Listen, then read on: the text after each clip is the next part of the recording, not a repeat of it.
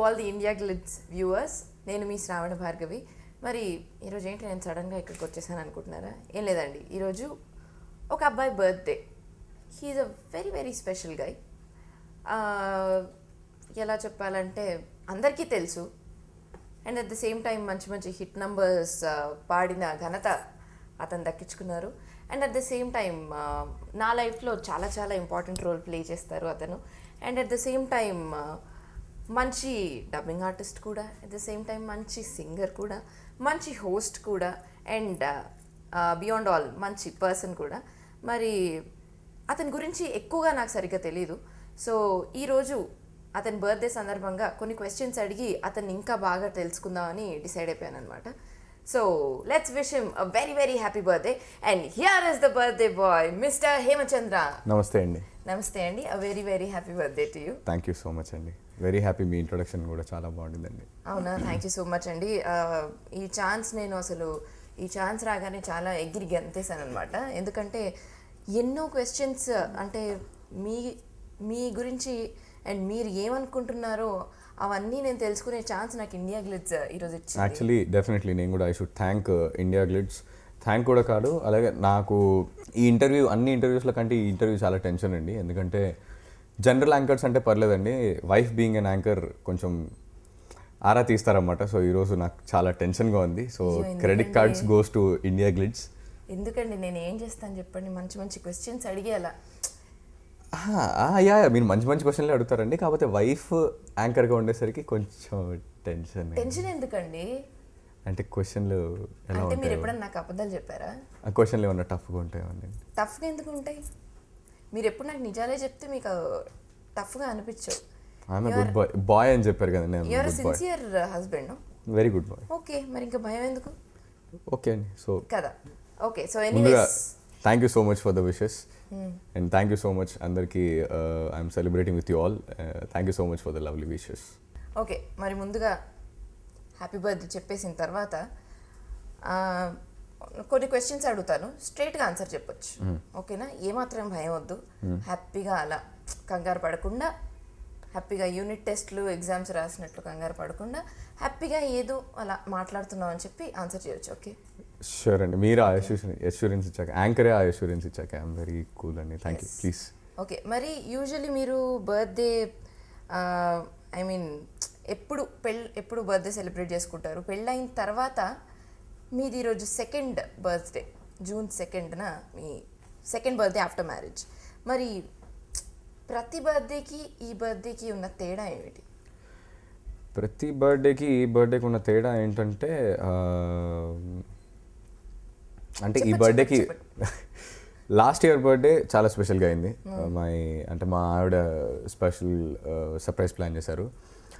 So మరి ఈరోజు one of the surprise మా ఆవిడ ప్లాన్ చేసిందంటే ఇది ఈరోజు తన యాంకరింగ్ చేయటము. So I was really thrilled about it. థ్రిల్డా లేకపోతే గ్రిల్డా? సిగ్గుతో కూడి భయం వల్ల వచ్చిన, గౌరవం వల్ల వచ్చిన ఆనందం, అన్ని ఫీలింగ్లు ఒకటేసారి. So this year birthday definitely special. అంటే jokes apart, serious note, there something new that we both are gonna start career wise. So నేను మా wife, so we're like very excited about it.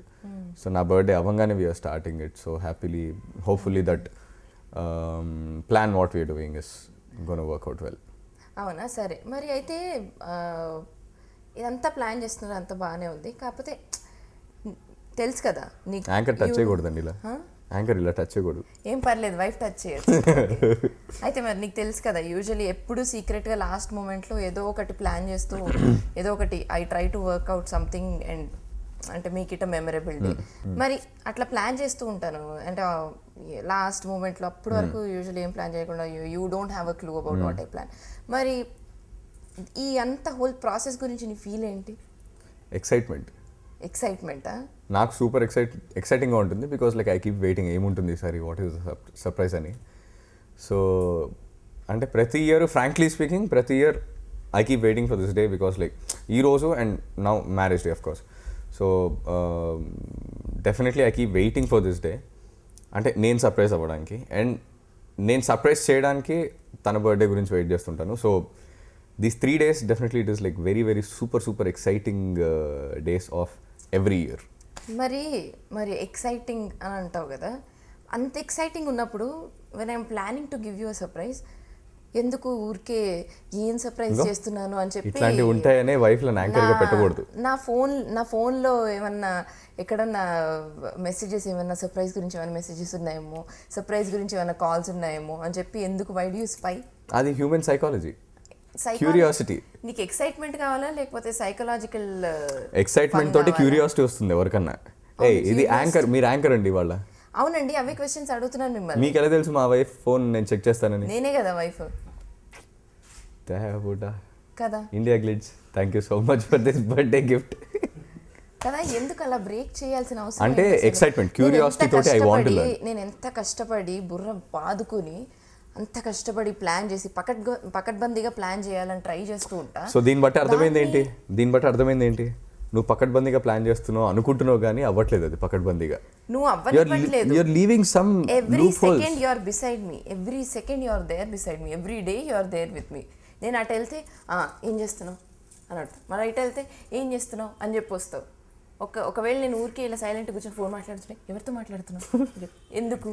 Excitement, చెప్పా కదా, curiosity, excitement ఇలాగే పెంచుకుంటూ పోయావు అనుకో, ఏదో ఒక రోజు బర్త్డేకి డుక్కి కొట్టాల్సి వస్తుంది. అది కూడా సర్ప్రైజే కదా. అవునా? చేయలేదంటాము. సో ప్రతిసారి ఆ క్యూరియాసిటీ ఇవన్నీ ఫోన్స్ ఎందుకు చెక్ చేస్తుంటానంటే బేసికల్లీ ప్రతి year special gift obviously keep giving, my wife keep giving me. So I keep waiting for that gift. అంటే ఈ ఇయర్ ఏముండబోతుంది, ఏంటది అన్న ఎక్సైట్మెంట్ అన్నమాట. Like one of the gift that I can never forget, video plan చేసాను. ఒక video అందరితోటి bytes తీసుకొని ఒక వీడియో సడన్గా ఒకరు June 1st this was before marriage. Exactly before marriage ఇచ్చిన గిఫ్ట్. మంచి ఒక థియేటర్లో you played it suddenly as a surprise. So that was like really emotional, heart touching gift that I can never forget. So దానికంటే మించింది ఉంటుందా ఈ year? ఏముంటుంది, what is it అని ఎక్సైట్మెంట్, ఎక్స్పెక్టేషన్స్ నువ్వే పెంచేసావు బేసికలీ. సో దానివల్ల క్యూరియాసిటీ ఎక్కువైపోయి ఎక్సైట్మెంట్ ఎక్కువైపోయి అలాంటివి వస్తాయి అన్నమాట. Those are the side effects of curiosity and excitement. నీ ఎక్సైట్మెంట్, నీ ఎక్స్పెక్టేషన్స్ ఏమో కానీ ప్రతి ఇయర్ అంతంత ఎక్స్పెక్టేషన్స్ ప్లాన్ చేసుకుంటే, అంటే hit cinema super duper hit అయితే హీరో మీద ఎక్స్పెక్టేషన్స్ పెరిగిపోయి నెక్స్ట్ సినిమా డెఫినెట్గా ఎలా ఫ్లాప్ అవుతుందో ఈ ఇయర్ కూడా అలా ఫ్లాప్ అవుతుందేమో అని నా ఉద్దేశం. నువ్వు అనవసరంగా చెక్ చేసి ఎక్సైట్మెంట్ పెంచుకో. నో ప్రాబ్లం భార్గవి, నువ్వు పక్కన నుంచి చాలా it is surprise, that is something great. మరి సరే, ఇదంతా బాగా మస్కా కొడుతున్నా నాకు. మరి ఇదంతా ఓకే, నేనేమో పులిహోర తింటా, పప్పు, సాంబారు, ఇడ్లీ, దోశ, ఉప్మా, వడ ఇవన్నీ అంటే చాలా ఇష్టం నాకు. నువ్వేం pizza, burger, rice, pizza, burger, fried rice, butter non, paneer butter masala, ఇవన్నీ తింటా. బిర్యానీ, ఇవన్నీ తింటావు. Biryani is my favourite, not yours. మరి ఇవన్నీ ఎప్పుడు మనం బయటికి వెళ్ళాల్సి వచ్చినా కూడా ఎప్పుడు ఇదే గొడవ. నువ్వేమో ఒక ఇంటర్నేషనల్ క్విజిన్స్ అన్నీ ఉండే దగ్గరికి వెళ్దాం అంటావు, నేనేమో పక్కా సౌత్ ఇండియన్ థాలీ దొరికే ప్లేసెస్కి వెళ్దాం అంటాను. మరి ఈ గొడవలన్నీ ఎందుకు? అట్లీస్ట్ ఈ బర్త్డే నుంచి అన్న ఒక రెజల్యూషన్ తీసుకోవచ్చు కదా, నువ్వు నా సైడ్ వచ్చేయచ్చు కదా. ఒక్కసారి రివైండ్ చేసుకొని చూద్దాము.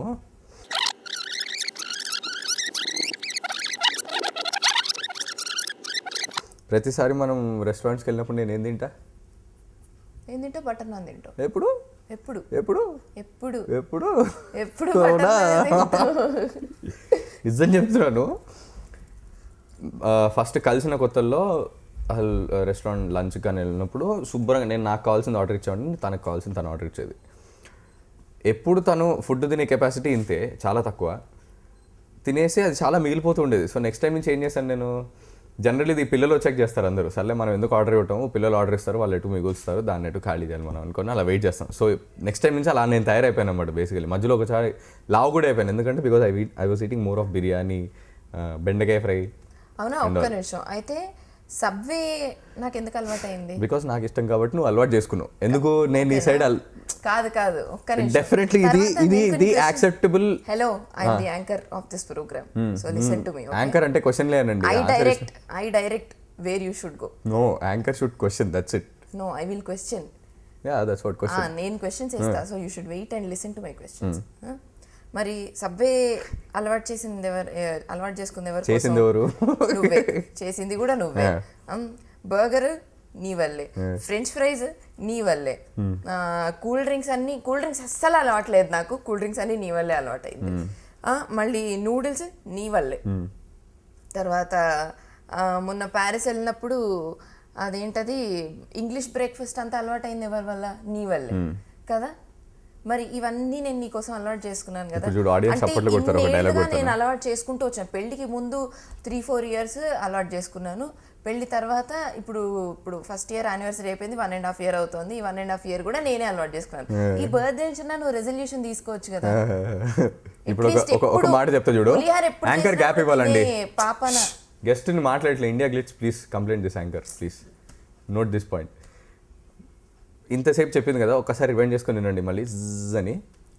అలవాటైంది నీ వల్లే అంది, నీ కోసం అలవాటు చేసుకున్నాను చెప్పలే కదా. Point to be noted. నేనేం చెప్పాను? నీ కోసం నేను అలవాటు చేసుకున్నాను అని చెప్పాను నేను. So that's why thanks for the claps everybody. Thank you everybody. Audience just love. అరే విజిల్, అరే నీ క్రియేటివిటీ ఉపయోగించకు.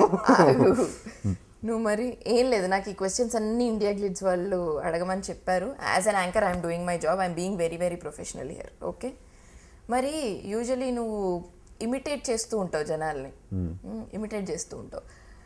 మరి ఎప్పుడు అంటే టాప్ మోస్ట్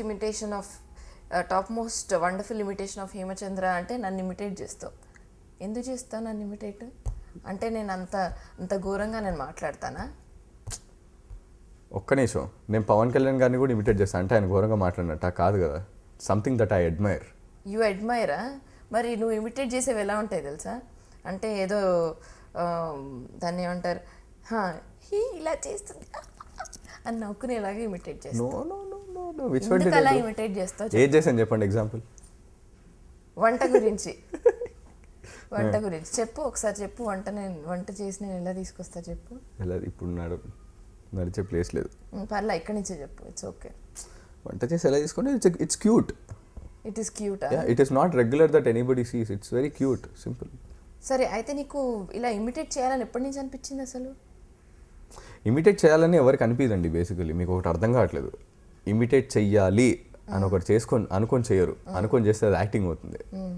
ఫీల్తో చేసేది దానికి ఏదైనా టర్మ్ ఏమైనా అంటే యాక్టింగ్ ఫీల్తో చేయరా? యాక్టింగ్ ఫీల్తో చేస్తారండి, but acting feel is different, original feel is different. అంటే యాక్టింగ్లో ఒరిజినల్ ఫీల్ పెట్టకుండా ఊరికే యాక్ట్ చేస్తున్నారు, ఆర్టిఫిషియల్గా చేస్తున్నారా అందరూ? ఇప్పుడు మీరు యాంకర్గా ఉన్నారా, వైఫ్గా ఉన్నారా? మీరు ఏదనుకుంటే అది ఆన్ యువర్ పర్సెప్షన్. ఇన్ని క్యారెక్టర్ షేడ్స్ నేను ఒకటేసారి తట్టుకోలేకపోతున్నాను నేను. సో మరి June 2nd ఇళయరాజా గారి బర్త్డే కూడా.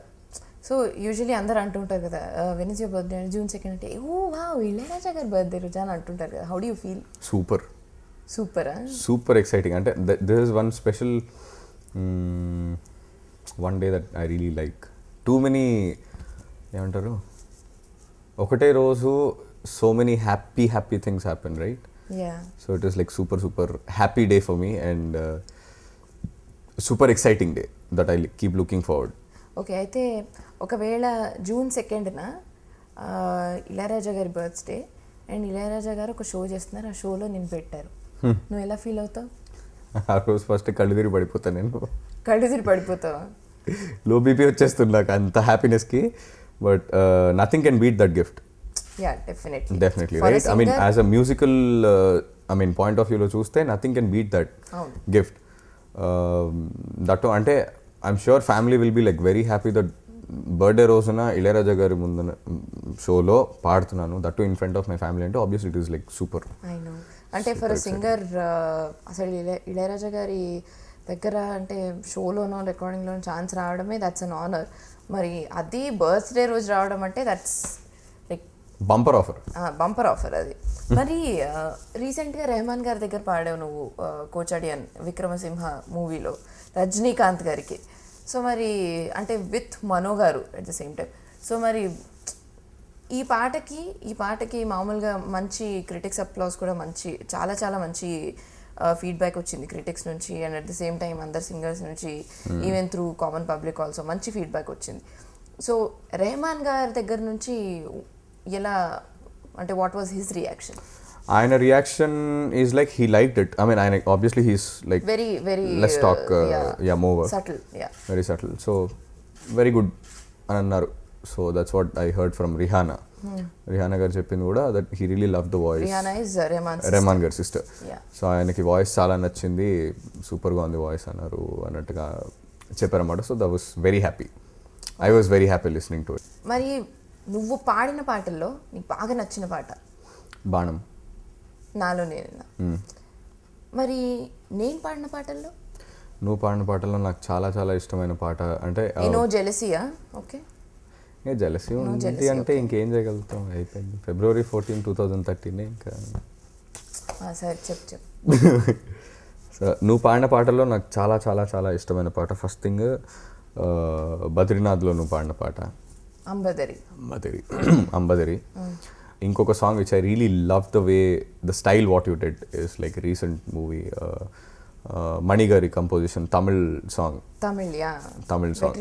వెట్రి సెల్వన్ మూవీ విట్టు విట్టు. ఆ సాంగ్ సూపర్గా ఇష్టం నాకు. యాక్చువల్లీ ఆ సాంగ్ మీరు షేర్ కూడా చేశారు సోషల్ నెట్వర్కింగ్ సైట్స్లో. I wanted to promote new, I like promoting new artist, so I just new talent, open to new talent. New talent definitely should promote. So చిన్నపిల్లలు లాంటి వాళ్ళని డెఫినెట్లీ ప్రమోట్ చేస్తే it is good. Okay. మరి మనం first time బయటికి వెళ్ళినప్పుడు మనం almost 2 hours అట్లా మాట్లాడుకున్నాం కంటిన్యూస్గా. That was the first time in person మనం కలిసి మాట్లాడుకోవడం అపార్ట్ ఫ్రమ్ రికార్డింగ్. సో మరి నువ్వు ఎలా ఫీల్ అయ్యావు? అంటే first time I mean frankly speaking first time మాట్లాడుతున్నప్పటి నుంచి ఐ డెంట్ హ్యాడ్ దట్ ఏమంటారు hits that I'm talking to a new person or something like that. But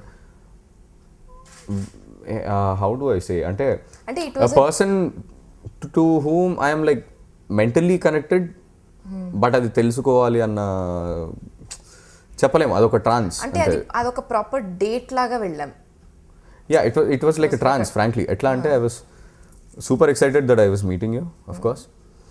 at the same time okay వెళ్ళే place తనకు నచ్చుతుందా లేదా, food తింటుందా లేదా maybe, are లేదా ఎట్లా ఉండాలి, ఎలా ఉంటే తనకు నచ్చుతుంది. అది ఓకే. అసలు నా గురించి ఏమనుకున్నావు అంటే కలిసాక రాంగ్ డెసిషన్ ఏమన్నా వాట్ ఈస్ గోయింగ్ అనుకున్నా. ఓకే ఇట్లా దెబ్బ కొట్టాక హ్యావ్ టు సే దిస్. అంటే బేసికల్లీ అప్పుడు ఫస్ట్ టైం కలిసినప్పుడు I was very happy. I felt I saw the angel, I felt I saw the darling babe. నిజం చెప్తున్నా మరి why what should I do? ఇప్పుడు నిజం చెప్పు. Okay open heart, I'm talking very normal neutral, no మస్కఫై nothing. When I first time met you అదే చెప్తున్నా కదా, I was not having a feeling as if I was going for a date or something like that. But కలుస్తున్నాము, I'm happy that we're meeting. It's already connected ఉన్నాము, but we need to know that we're connected అన్న టైప్లో ఉంది నా thought. కలిసిన తర్వాత నేను ఎలా అంటే నా గురించి ఏమనుకున్నావు? నీ గురించి ఏమనుకున్నానంటే you're a good girl, you're the angel, you're the beautifullest girl, that's what I thought. అది అందరూ అనుకుంటారు చందు, సే సంథింగ్ ఎల్స్. అందరిలో నేను కదా, నేనేం డిఫరెంట్ చెప్పా, ఐఎమ్ ఆల్సో హ్యూమన్ బీయింగ్. అంటే పెళ్లి చేసుకున్నాం కాబట్టి అయిపోయింది కదా, ఇంకేం చెప్తారు? అంటే అందరికున్న ఫీలే నీకుంటే ఎలా? అంటే ఏం చెప్తా, అందరి లవర్స్కి ఇట్లానే ఉంటుంది మరి. ప్లీజ్ ఏం చెప్తారు మరి? బోరింగ్గా చెప్తున్నానంటే అసలు మీ ఎక్స్పెక్టేషన్ ఏంటి చెప్పండి, దాన్ని బట్టి నేను రీచ్ అవుతాను. అసలు నాతో మాట్లాడిన తర్వాత హౌ డిడ్ యూ ఫీల్? అంటే ఎలా అనిపించింది నీకు? అంటే అదే టైంలో నువ్వు అంటే సరే అదే టైంలో ఫిక్స్ అయిపోయావా నన్ను పెళ్లి చేసుకోవాలి అని? అదే చెప్తున్నా కదా, ఆ టైంలో I was not thinking about love, marriage or dating or something like that. It is like మన ఇద్దరం ఆల్రెడీ కనెక్టెడ్ ఉన్నాము, వీఆర్ నోయింగ్ ఈచ్ అదర్ అని అన్నలాగా ఉండిందన్నమాట. I mean I don't know how to express that feel. It's a trance frankly. So that's how I was.